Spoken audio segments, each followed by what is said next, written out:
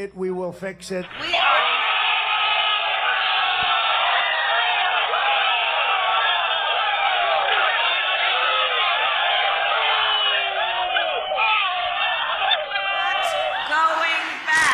The U.S. presidential election is just 3 days away. Today, both Republican candidate Donald Trump and Democratic candidate Kamala Harris hit the hustings in key southern swing states. Trump was in battleground North Carolina, the state he plans to spend every day in until Tuesday, and the only swing state he won in both 2016 and 2020. Every problem facing us can be solved, but now the fate of our nation is in your hands. We win this state, we're going to win the whole ball game. You know. Before also touching down in... They want to get the Muslim votes, so she picks Liz Cheney, whose father destroyed the Middle East. You know, Liz Cheney, she talks big, oh, I want war. She always wants war. Every time I was with her in the White House, we should attack this nation, that nation, nations that people never even heard of, we should attack. She's a big tough guy, you know, she's a big tough one.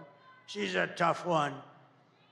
But if you gave Liz Cheney a gun and put her into battle facing the other side with guns pointing at her, she wouldn't have the courage or the strength or the stamina to even look the enemy in the eye. She wouldn't have. She sits back in Washington, oh, we ought to go and attack Iran, Iraq. We're going to attack everybody. That's why I broke up with her. She was going to war with everybody. Because she, like Kamala, is a stupid person. What did he say? Poll shows former President Trump leading Vice President Harris in all swing states just 2 days out from Election Day. The survey was conducted by Atlas Intel, which has been referred to as the most accurate pollster in the 2020 election. The poll showed that Trump is ahead in North Carolina, Georgia, Arizona, Nevada, Wisconsin, Michigan, and Pennsylvania by varying margins. The Atlas Intel CEO said that this poll reflects voters' dissatisfaction with the Biden-Harris administration. And this lead here is a lot of people are dissatisfied with the Biden administration, and Kamala perhaps hasn't been able to distance herself from that. And so some people here are leaning for Trump. But in terms of the campaign message, we've seen that time and again where Trump sort of keeps coming back to this base, right? Into this idea, more to his more traditional base than this consistent, maybe reaching out to Black and Latino voters. Atlas Intel also released an overall map showing a Trump victory, 296 to Harris's 242.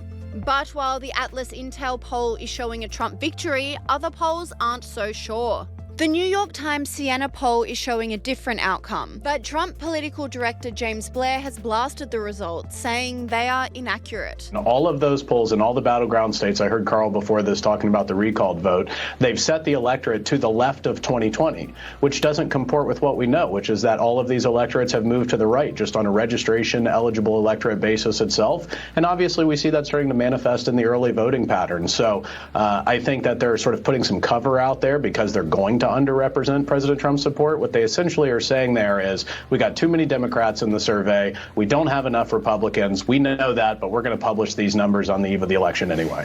Sky News host Shari Markson agrees, saying Trump's late dash has caused the Democrats to start playing ugly. And now that Trump appears to be edging ahead in the polls, the campaign is getting uglier.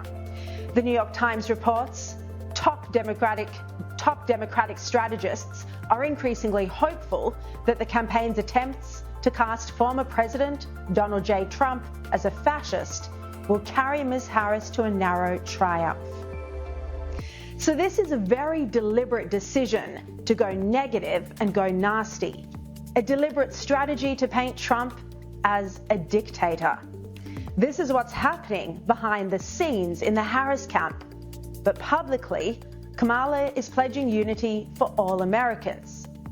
But Joe Biden let the truth out this week when he called Trump supporters garbage. But University of Sydney political science professor Simon Jackman claims the election is far too close to call, and even pollsters are acting with extreme caution. Now, let's get some analysis. I'm joined by US expert from the University of Sydney, Professor Simon Jackman. Simon, you've just got back from the US. You've been there a number of weeks. What are you hearing from those strategists and pollsters that you spoke to? Where's this going? Kieran, it's an election like no other. I've been studying my entire adult life, US politics, and no one is prepared to stick their neck out on a call. Some of the people with the very best data that I saw, this was a Democratic pollster, a former student of mine, doing phone polling, which is highly unusual in today's modern polling environment, quietly confident about what she was seeing in her data, including a key congressional race in Pennsylvania, where the numbers were tracking pretty much dead on where they were in 2020, and moreover picking up a tiny hint that there are a few Republican identifiers willing to come over and vote for Kamala Harris, such as their disdain for Donald Trump. But the overall message, Kieran, after 3 weeks of talking to the best brains in American politics, no one, and it was staggering, no one was willing to make a prediction without... The only candidate who can rescue our economy, and I mean from obliteration, and restore it to strength, prosperity, and greatness again. I will do a real job for you. I'm going to work my... What did he say?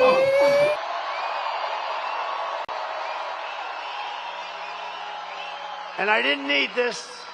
I didn't need to be with you today. I could have been at a gorgeous beach in lots of places.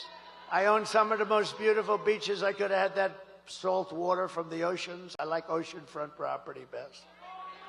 I've been standing on a beach, my beautiful white skin getting nice and tan, being smacked in the face by a wave loaded up with salt water. And I could have said, the hell with everything. I could have had the greatest life in the world. Instead, I got missing a little piece of my ear.